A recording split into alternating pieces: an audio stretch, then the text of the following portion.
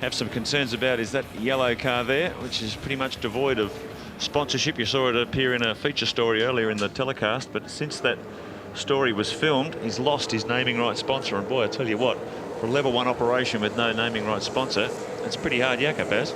It's a tragedy when you think about it. It's more especially because the Karcher came in and really helped him out. But the ICS lot, they haven't paid him any money at all, which is absolutely wrong. And if anybody does a good job for their sponsor, Mark Larkham does. You know, he's really, yeah, so sad. I really feel sorry for the guy because he's done his absolute best for them, and that's the way he's repaid. Well, in actual fact, he hasn't been paid a penny. Well, I just hope he can hang on, because he's already sold. The team has had to sell the spare car that they were building up, try and keep the cash flow coming in. So hopefully he can hang on. Well, let's hope somebody does come in, because they'll definitely get a good run for their money. Here's how they'll line up for this third and final race this afternoon. Paul Morris on pole position, qualified third, race 2, their second, and Russell Ingall alongside him. Then Jason Bright, Paul Radisich, Marcus Ambrose, Stephen Johnson, Stephen Richards, and Garth Tander. Stephen Ellery and Cameron McConville out of 10. Mark Scaife, fantastic fight back from 24th up to 11. Larry Perkins out of 12. Larkham in 13th. Murphy in 14th. Craig Lowndes and David Bernard, the 2 Fords, back in 15 and 16.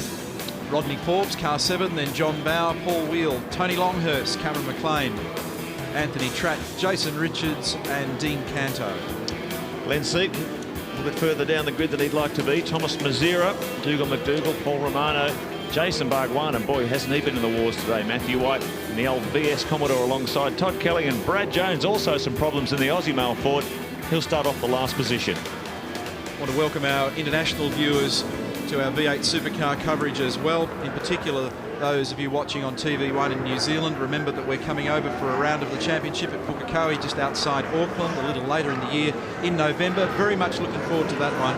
Also Speed Vision and our viewers in North America. Hope you're enjoying touring car racing Australian style, and Motors TV across Europe. Barry, I believe that your big smash hit in Argentina.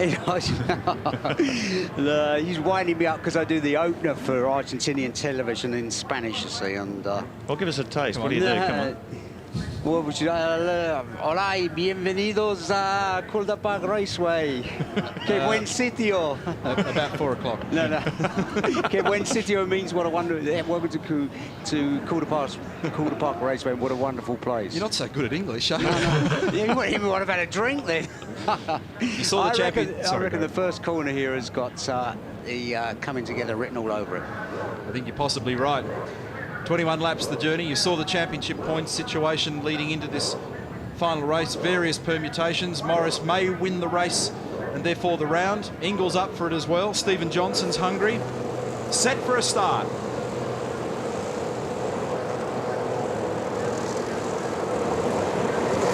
Whoa! Ingall, great initial jump, but Morris makes a ripper. Radisich goes up there as well, and here comes Junior down the inside of Jason Bright. He's right up against the white line, and he's actually made a ripper come up to 4th. Fantastic start from Junior Johnson. He admitted he just stuffed it up in race 2. Oh, he gets tipped in the back by the Valvoline Cummins car. Bright safely on the inside. There's Tony Longhurst on trouble out in the dust. He's going to go right to the back of the pack. It's very tough and tight through turn 1, and if you're 2 or 3 wide and you get on that slippery stuff with cold tyres, it is no man's land as they execute turns 4, 5, the high-speed chicane up the back straight for the first time. The cars so evenly matched in race trim. This is the first lap, and this is where you've got to pounce. They might have a slight variation in tyre temperature, or maybe some car isn't performing as well as the others. Oh, Larry Perkins, he's been turned around mid-pack. Jason Richards has given him a T-bone. Brad Jones to the green stuff as well. Larry looks like he's got a big hit in the side there. Hopefully it hasn't deranged the front suspension. Looks like there's cars everywhere here. Look at this lot. Rodney Forbes, one of them. Cameron McLean. There's one of the white cars. Anthony Tratt. Is it Tratt? I think it's Anthony Tratt in there too. Can't see what's happened. That's very significant damage to that white car up against the fence, which we suspect is car 75. Right rear mudguard damage on Rodney Forbes' car 7 as Paul Morris leads by 1.4 seconds on the opening lap from Radisich, who really got stuck into it off the line. Then Ingall, then Radisich's teammate Stephen Johnson, Jason Bright, Ellery, then Murphy recovering from a fairly rugged weekend after what would have been a lot of promise for him, and Larry parked there between turns 6 and 7. Yeah, you got a big hit in the side there from Jason Richards, who was an innocent victim in all of that. Let's have a look at what happened further on. Oh, Tratt. that is Anthony Tratt, yeah. Oh, Cameron Canto's got touched, involved, and Bradley Jones. Bradley, yeah. I think Bernard's mixed in there. We're not sure what's triggered all that. I think there's more to that entire story, and I think it's probably started at the previous corner when Larry was on. The safety car is out. How hard was that impact with McLean and the concrete wall?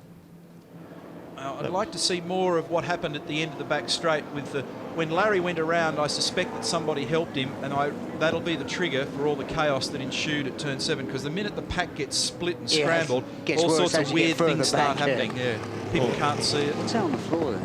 Paul Morris had some tremendous speed in that opening lap. Cold tyres sort of reminded you of Lowndes when he was at HRT. 1.4 seconds over one lap. Larry's not vacating the seat. Yeah, he's had a big stove in. You can see the damage there on the left-hand side of the car. And there's Dean Canto. He got caught up in that first lap drama. So plenty of carnage up and down the pack there. What's going on here? This will be on the opening lap. Look at the top of the shot and you'll start to see what's happened here. Larry Perkins is the one that got turned around, but who's into who?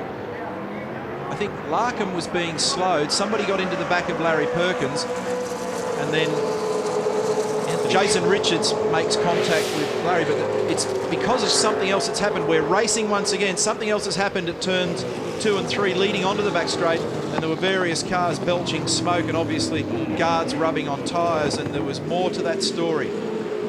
So Morris regains control. He really sprinted away on the opening lap before the safety car came out. 1.4 seconds was the gap. He's got Radicic right behind him now at the restart. Ingle there in 3rd. Junior Johnson in 4th, and it's Bright, Ellery, Murphy, Tander, Ambrose back in 9th now, Stephen Richards 10th, and Mark Scaife still outside the top 10 in 11th spot. Hard action here as the field get back to full racing speed. Just got a shot of Scaife there. All over the back of Ambrose's car coming down the back straight. Let's have a look at the Shell Helix replay. Yeah, I think it's Lowndes gets into the back of Larkham, and then Larry has to get out of the throttle. I think Rodney Forbes gets into him, and then it just continues to go downhill. But Brad Jones goes to the grass, and then I'd say when he's rejoined, something else has happened thereafter, and that's triggered a new round of chaos. Morris hasn't enjoyed that lead he had the first time around, a 57.7, his first flying lap. He's got Radicic still going with him, right in behind the big Kev racer. Keep in mind, Morris used his second set of tyres to win that Heat 2, whereas some other cars may have some fresh rubber left. So it's going to be interesting to see how this race shakes out towards the end. It's going to be a real test of endurance with those 8 tyres having done plenty of work today. Actually, Morris doesn't have to win this, does he, to win the day? Just got to do our sums on that to get toward the end of race 3. Morris is looking very handy at the moment with a 2nd place in race 1, a win in race 2. Statistician Nigel Greenway came up with a convoluted stat just before that. I don't think since 1996 that the Holden Racing team have gone more than 4 race meetings without having a round win, and if they don't win today, then that'll become a fact. I don't know where he drags that stuff from, but he's got a book somewhere that he wrote. Look at this under brakes. Kmart car, Greg Murphy around the outside of Stephen Ellery. Not the place to be though. He'll probably try and switch back here as they come up toward turn 2. Not close enough there. Ellery was wise to his move. Fastest lap to Mark Scaife, a 56.76 on the previous lap. So he's charging hard, but he's still back there in 10th spot. He's actually moved up a spot now. He's got in front of Stephen Richards. So Scaife now is 10th. Which is an amazing recovery. Remember that shot of him when he came back after the stop go, and he was last. And that was in race 1. Last and then some. So it just shows the enormous speed and the experience of Scaife threading his way through the traffic. But this is going to be the hard work from now on, because all those cars in front of him will be very evenly matched on pace, separated by tenths and hundredths of a second. So he's really going to have to be driving at 11 tenths to try and move up a few more positions before this race is over. See the cars all having a big pop and bang at the end of the straight. Plenty of the drivers really hanging them on the gearbox and pulling a lot of downshift revs as they make their way to turn 1, doing everything they can to stop.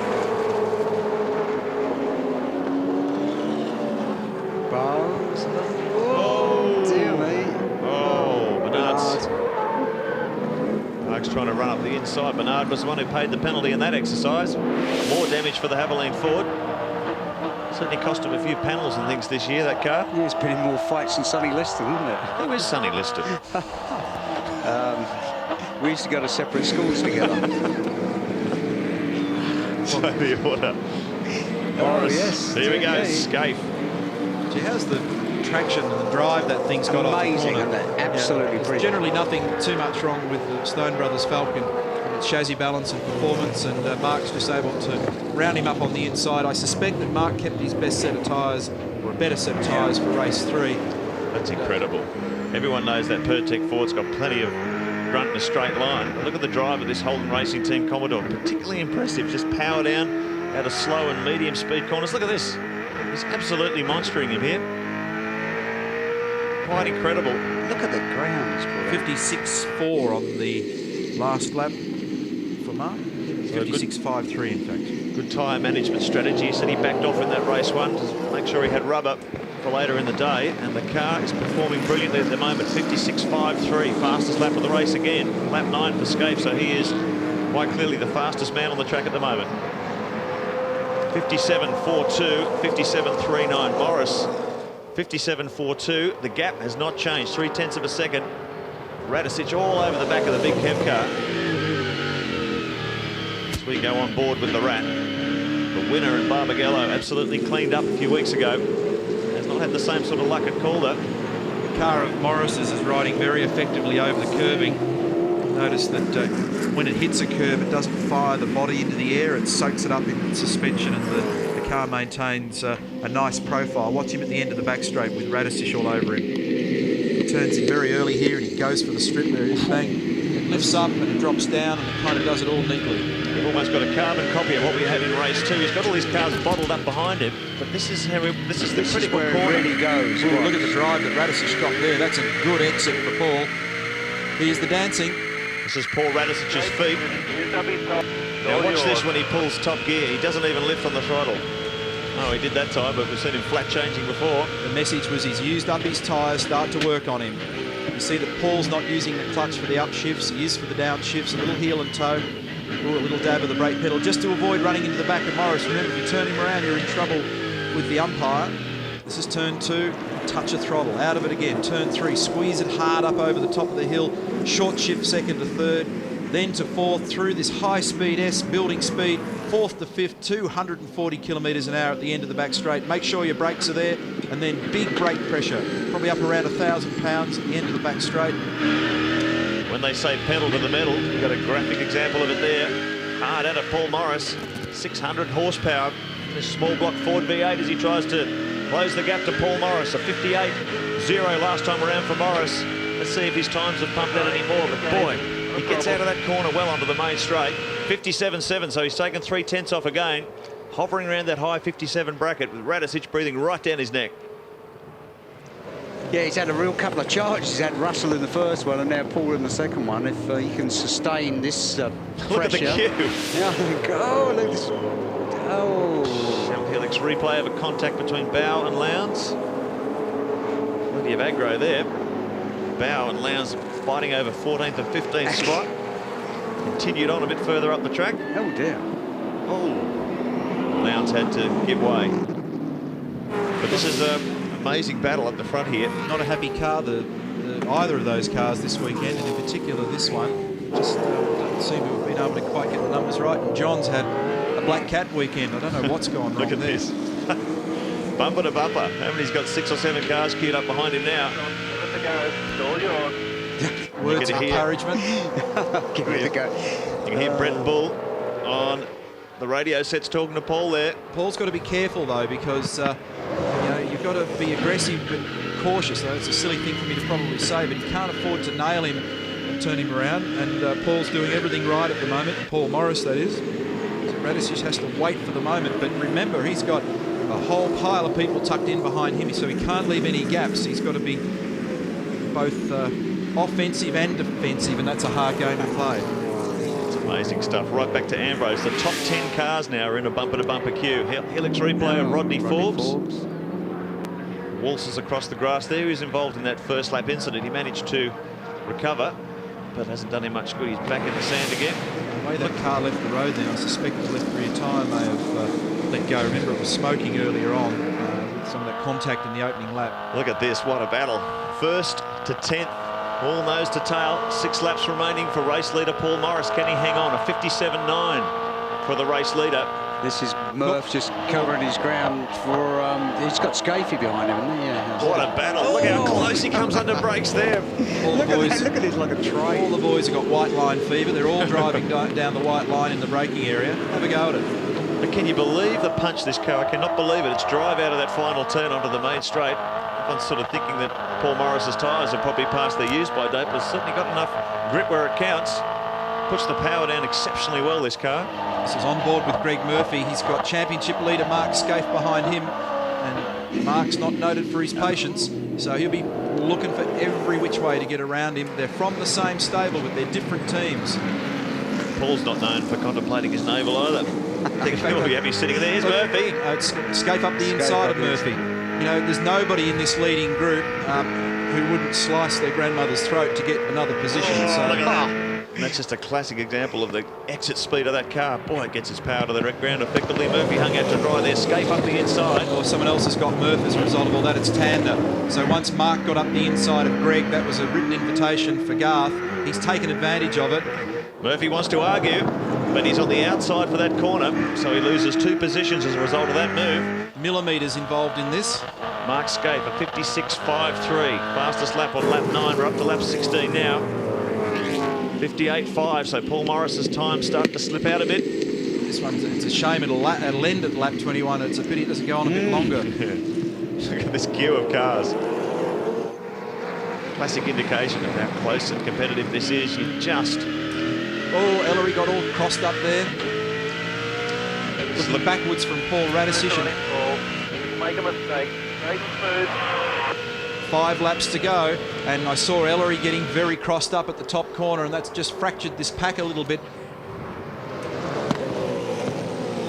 4 laps remaining for race leader Paul Morris. Getting a bit fraught. Oh, here comes Tander up the inside of Scaife. Murphy goes in there as well. Murphy wants his revenge. They're going to go side by side out of here. Murphy's well positioned on the inside. He just gives Scaife a bit of racing room. So Scaife now would have been under surprise attack from Tander. Good move in the Valvoline Cummins car. So Scaife's got it all to do again. Encouraging for Garth. It's the first time in a while that he's had anything encouraging. Action. Most of the time he's been buried in the trenches, hasn't he? So Morris may have a whole queue of cars behind him, but all he's got to do is toe that line and get that good drive onto the straight, and he can just repeat this form lap after lap. He hasn't made a mistake yet. I don't think that Morris is going to yield here. I think he's got enough pace. He's holding his ground. 3 to go. Lots of questions to be answered. It's not as if Radisich is all over the back of him everywhere, is he? Okay, at the end of the straight. Paul Radisich is trying to blindside Morris by going out of his mirrors so that Morris doesn't know where he is, and then try and duck down the inside. But Morris is a wake up. He just drives down the white line. Your Battle of Britain tactic, eh? Your spits. Look out, Scaife's gone round. Now somebody else will have been involved in that, I suspect. That's what happens though when you get caught back in the pack, isn't it? When you've got elbow to elbow, you're fighting for track position. It's always a risk of that happening. So Scaife, all that work, good work, has come undone. Oh, how close is it? Look at Radisich under brakes now. He knows time's running out. Strathfield in-car camera riding with Ingle. You're right in the heart of this battle. Very difficult to pass going to the last corner there. Here's a replay. What happened? Do we know more? Oh, Scaife gets into the back of Tander, and I don't think anybody was in the back of Mark. Oh, he was lucky not to get T-boned down here. Let's have a look at this again. Is anybody in the back of the HRT car? No, they're not. He's just there on his own. So he made contact with Tander and then just couldn't maintain control and went around. Gee, he was on a charge, wasn't he? He was. Plenty of speed. 2 laps remaining. And Morris has done a sterling job. Defensive driving here. You fight tooth and nail for this, for a round victory, which I think is what Morris is going to claim here if he stays in this position. What an incredible turnaround. I've never seen anything like this. They've been in the V8 Supercar wilderness for a year and a half, and the last 2 meetings, all of a sudden they're in race-winning form. Quite incredible. Great drive though, isn't it? I mean, really, it's well deserved. Sure is. He's done an amazing job. to be competing at this level and doing it so effectively, so quickly. If you're online, don't forget to check out the V8 Supercar website, v8supercar.com.au. You can read all the quotes and the information from all these drivers as they slag off each other and talk about their race meeting. No, that can't be right, can it? They wouldn't do that. No, there's a heap of information on there about the teams, the drivers, the series, the points, you name it. So I recommend if you're online, get on there and have a look and see what it's all about. Well, if these guys continue this form, there's definitely a new Holden player on the block. Ford have had something of a mid-season rise to form. Paul Morris come out of nowhere. And could he be a threat as we build up toward the endurance races toward the end of the year? New car coming on stream at Oran Park the next round. Watch the progress of the Big Kev racing team with interest, because they've certainly done an amazing job mid-season here. Look at this. For Radisich, Ingle and Stephen Johnson, they've got to temper this because they've got to think championship as well. Now, if one of these blokes gets under Paul Morris, it'll be on for young and old, because others will try and go down there, but no, they don't. So the checkered flag is out, and Morris takes the win. Amazing victory for Paul Morris. Radisich tried hard on that final turn, but there was no getting past the Big Kev Commodore. So a first race victory for Paul Morris this weekend, and a first round victory as well. Extraordinary achievement for the Big Kev racing team. When you look down the result of this, you see guys like Seaton down in 16th, Barkwider in 17th. It's incredibly competitive, isn't it? Oh, incredible. So everyone will be scratching their heads over the performance of this car. He's just come out of nowhere. He's beaten the best in the business. Scaife ended up finishing 18th in that one. He did the fastest lap of the race. He was on a charge, and then something weird happened there with Tander, so that'll be frustrating for him. But I don't know that it will have hurt his championship too much at this stage. It'll knock the total points around, but I think, according to my very rugged calculations, he's probably still amongst it at the sharp end. Well, Big Kev's certainly going to be excited, isn't he? Oh, haven't seen excitement. Big Calder crowd here, giving him a rousing reception, and so they should. Amazing performance. Stephen Johnson should finish second overall today, and Ingles should take third, if our sums are correct. So still a good result from Stephen Johnson, although I'm sure he wanted to win it today. Paul Morris, Paul Radisich, Russell Ingles, Stephen Johnson, Jason Bright. That was your top five. Stephen Ellery, Garth Tander, and Greg Murphy. And look at some of these names further down the order. Ambrose, just 3 seconds from a race win, but he's 9th. Then Stephen Richards, Cameron McConville, Mark Larkham, John Bow, Craig Lowndes, Brad Jones, Glenn Seaton. Jason Bargwanna, Mark Scaife managed to claw back to finish 18th, but he was disappointed with that. Tony Longhurst, Paul Wheel, Todd Kelly, Mazira. Matthew White did well to get inside the top 25. Jason Richards at 24. Then Romano, Bernard, Canto down a lap from his stop. Forbes lost 2 laps with the problems he had, and those that didn't finish included Larry, the sister car of Dougal McDougall. Cameron McLean was in the wall together with Anthony Tratt in that first lap contact up there between turns 7 and 8. So the cars now go to the rear of the paddock area for Parc Fermé, where they are held. The drivers have got to clear the cars. Nobody's allowed to touch the cars there. The only people allowed inside that area are key Avesco technical people, and there'll be lots of stories to tell. I'm sure the crowd enjoyed themselves this afternoon, and a pretty happy Paul Morris. A couple of race wins in his first round win ever after toiling away in V8 Supercar. That is amazing, though. What a quick turnaround, though, isn't it? It's just in the last 2 races it's all happened. They had pretty good strength in Canberra, and then he was very strong in Perth, although the rear tyres just went away a little bit there. But put on a very strong performance this weekend and cleaned up the major points. Well, my goodness, the champagne will taste very sweet today, because not only do you take your first race win, but your first round win. Congratulations, Paul Morris. Oh, mate, it's just fantastic. You know, it's been a tough year and a half, and to get up there and to have a win and win the whole day is just unbelievable, and we did it in a hold. Yeah. Talk about come from nowhere. You've been in the wilderness for the last year and a half, and now you've won your first round. Where does this speed come from? It's just a lot of hard work, and you can be half a second and be off the pace, and if you can find half a second and you're back on the pace. So we've been working hard, and it's not one thing, it's just lots of little things, everyone doing their job properly. That was a wide Commodore out there. Oh, it's got to be, hasn't it? Yeah. Now next we head to Oran Park.